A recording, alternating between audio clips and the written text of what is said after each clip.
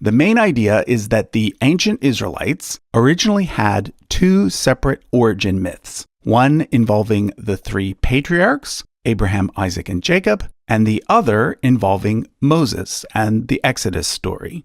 According to this new theory, these two literary traditions developed independently from each other and remained separate until they were combined for the first time by the priestly writer.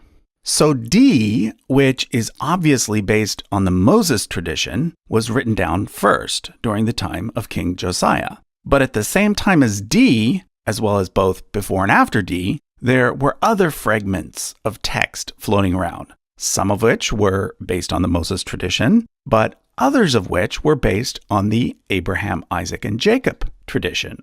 Then, sometime during the Second Temple period, a group of priests living in Jerusalem decided, for the first time ever, to combine the two literary traditions into a single coherent narrative. They took bits from both the Patriarch's story and bits from the Moses story. These are the sections that were previously labeled J and E. And then they interwove them with their own text, the parts labeled P. Finally, someone at an even later stage, the redactor, or R, added a few final things, tacked Deuteronomy onto the end, and voila, the final version of the Torah was born.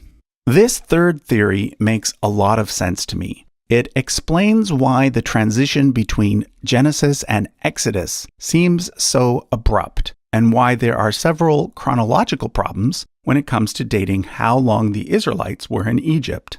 In my view, everything prior to the divided monarchy falls into the category of myth and legend anyway, and therefore I see no problem with the idea of two separate sets of legends developing instead of just one.